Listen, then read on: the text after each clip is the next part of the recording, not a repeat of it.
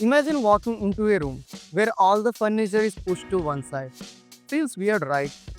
Now imagine another room where everything is perfectly spaced, gives you room to breathe. That's what exactly balance does in UI design.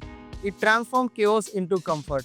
In this video, I will break down what balance does in UI design, what it is, why it matters, the different types of balances, common mistakes, and how you can master it like a pro. Let's get started.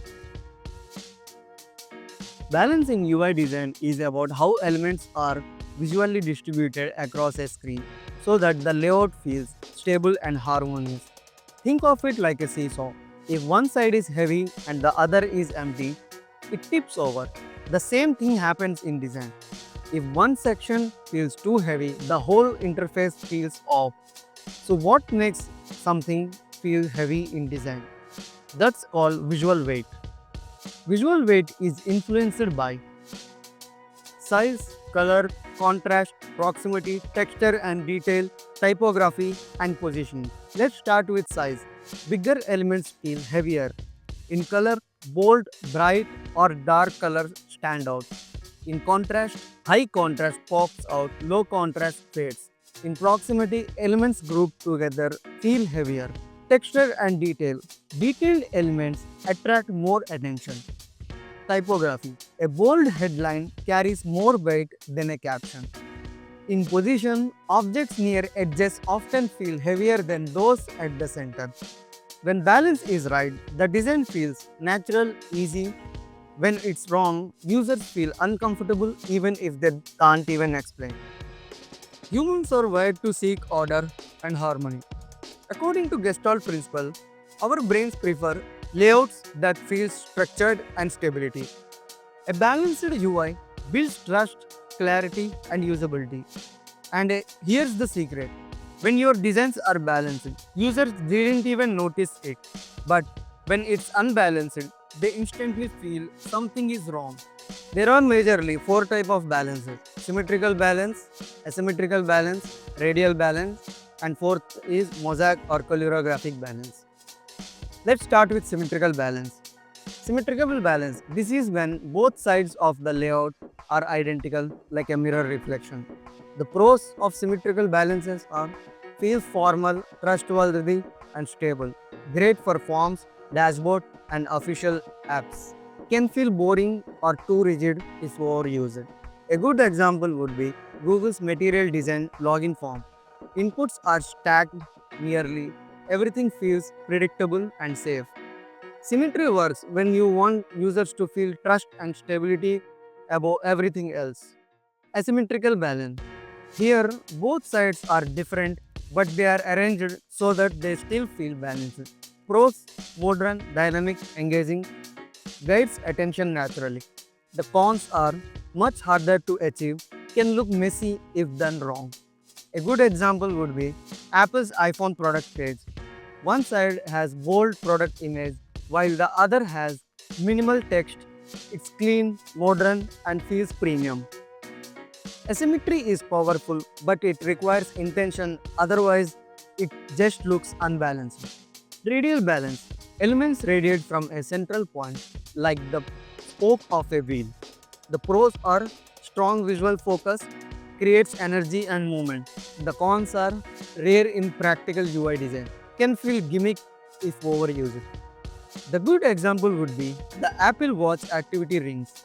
They keep your eyes on the center and motivate you to complete your rings. And loading spinners are another common use. Fourth and interesting type of balance, mosaic balance, also known as calligraphic balance.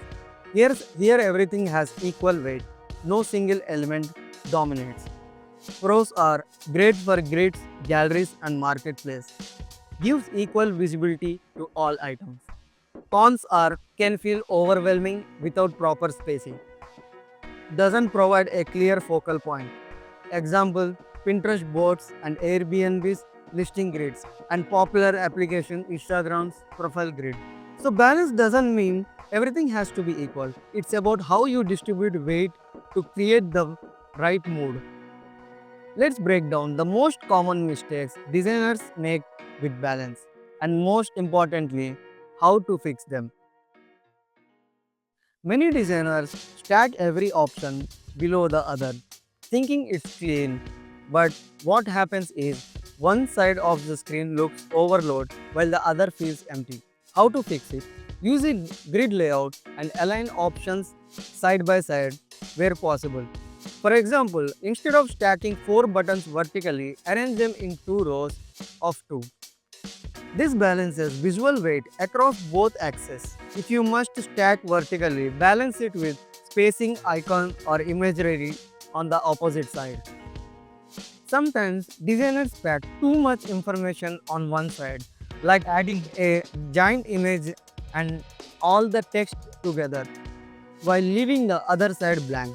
This creates imbalance. How to fix? Distribute content evenly, pair text on one side and the visual on the other side. Use white space as a balancing tool. Don't be afraid to leave areas sometimes, as long as it feels intentional. Checking your layout by zooming out. If one side feels heavier, add something suitable to the other side, like supporting graphics, background color, or lighter text. Overusing of bold colors. When everything is bold, nothing stands out. Imagine a dashboard where every card is bright red or neon green. It feels chaotic. To fix this, use color hierarchy. Reserve bold or saturated colors for the most important actions, like a primary CTA button. Keep supporting elements in neutral or muted tones. Follow the 60-30-10 rule. 60% neutral, 30% secondary color, 10% accent color. Even if you nail color and hierarchy, bad alignments kill balance. Elements placed without respecting for grids or spacing look sloppy. Always design on a grid system, whether it's a 8 pixel grid or Bootstrap's 12 column grid. Align text, images, and buttons with consistent margins. Use Figma or Sketch alignment tools. They exist for a reason. Sometimes designers make captions bigger than headings or secondary buttons more visually dominating than primary CTS. This breaks balance immediately. Establish a clear visual hierarchy before designing. Headlines should be largest and boldest. Primary buttons should stand out more than secondary ones. Ask yourself, if a user sees for 3 seconds, what do they notice first? If it's not the main action, you need to rebalance. Now let's talk about how to actually achieve balance.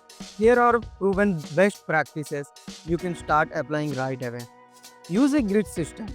A grid isn't just for alignment, it distributes weight evenly. Always start your design with a 12 column or 8-point grid. Place elements in multiple of 4 pixels, whether during margins, paddings, or spacing. This creates rhythm and make the layout feel stable. Create visual hierarchy with size, color, and typography. Hierarchy is how users know what's important.